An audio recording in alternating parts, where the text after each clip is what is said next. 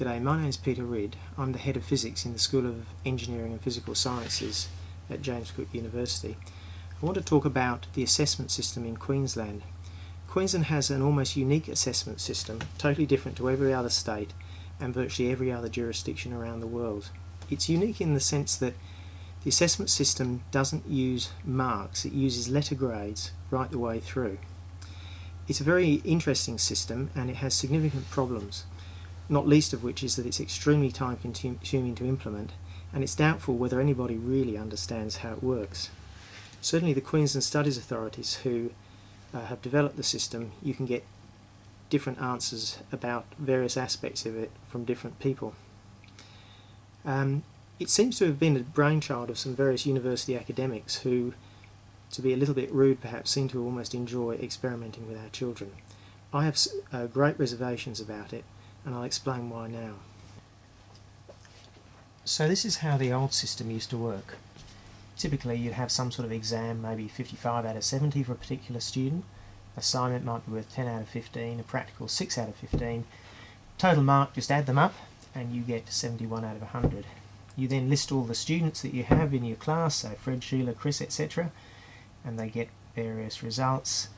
The teacher, with the aid of a moderation panel or whoever else, need to then decide where the cut-offs are, and they might decide that the A grade would be up here and maybe the B grade would be there. So our student at 71 ends up getting a C. This has the advantage that it's very, very quick. It's not like it doesn't have some advantage. Like all assessment systems, you could have a situation where perhaps the exam had too many easy questions in and all the results were a little bit inflated and we couldn't distinguish between the very good students and the other students. But nevertheless, it's a system that's used all over the world. Everybody understands the rules of the game, most particularly if you've got a 70% exam coming up and also a 15% assignment. You're probably going to spend a little bit more time on the exam than the assignment because you know what it's worth. Okay, now let's have a look at the new system. Well, firstly, instead of an exam like this having a question with a mark next to it, each question can only be given a certain letter. So, for instance, question 1A, rather than being worth 7 marks, may be able to get a letter from maybe A to B. So this student might get a B for this one here if he got it all right, or she got it all right. There's an easy one worth 2 marks. Perhaps the highest mark you can get is a C because it's an easy question. And this question here, maybe the student doesn't do too well and gets a C minus. And the same for all of these. So in the end, the teacher ends up with a sequence of grades which they have to add up for each particular exam paper. So this is what the teacher ends up with.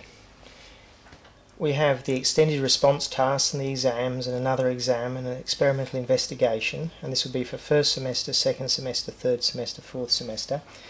And for each of these, say for the exam, this particular student got a D for knowledge and conceptual understanding and a C for investigating processes, and there was no mark given for evaluating concluding. Remember, this D might have been composed of 10 or 20 of questions in the exam. Now what ends up happening is that at the end of the first and second semester, for monitoring, because in a lot of schools the first and second semester doesn't count, the teacher has to look at these letter grades and ends up with a C. And you can sort of see what the teacher's done here. There's 2 C's, 2 C pluses and 2 D's, and they sort of average those and gets a C. Now in fact the Queensland Studies Authority expressly forbids teachers doing any sort of numerical operation like averaging or adding. But in fact what you do when you run your eye over this, which is what you're meant to do, you're meant to make a holistic judgment in the jargon to get this C. But you actually mentally convert these to numbers and say, well, roughly the average between a C plus and a D gives a C, so we'll end up with a C. The teacher has to do a similar holistic judgment for these numbers to get the C, these letters to get this C, and those ones to get this B. Then what ends up happening is in third semester, which is the main one that counts, similar group of letters, especially for the exams. Remember, these letters are made up of aggregating maybe 10 or 20 numbers. When it goes to panel for verification, the teacher gives a C+, an A-, and an A. So the teachers had to congregate somehow all these letters to end up with these final results, and they're not allowed to add or average or convert them to numbers and do that type of thing. So in the end, all these letters here, the final overall result that the student gets in this case might have been a B-. The thing is that if you give these letters to different teachers, you could easily get a very different grade, especially if there's a lot of variability, you know, if they get A's in some columns and D's in other columns. So it's not particularly obvious how teachers manage to do this. In fact, a lot of them just break the rules. They use marks and then they have to fill this form in afterwards, which is a colossal waste of time. Now, possibly the biggest problem with this whole system is not actually getting this grade, but in fact getting the rank order. The grade itself isn't as important as the rank order of the students. So this student, for instance, was 57th out of, say, 169.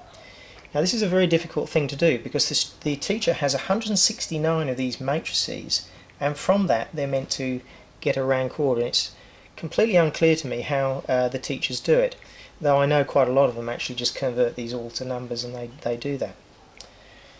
This contrasts with the very easy system, the old system, where by using marks everybody's in rank order automatically, and these things can be automatically input into the OP system.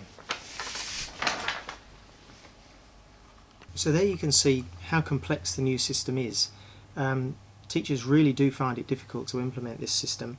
It is very, very time consuming. It's difficult for students to actually know what various parts of their assessment is worth. It's very difficult to know whether teachers have made some sort of error in somehow adding up these grades. It's completely opaque how the school ultimately works out the rank order, which is ultimately used to input into the OP system.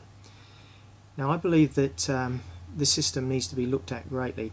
The Queensland Studies Authority gets very upset when people question this. In fact, a lot of teachers are more or less too scared to say too much because they're called dinosaurs, and they do actually fear a little bit of retribution, and I think justifiably in some cases.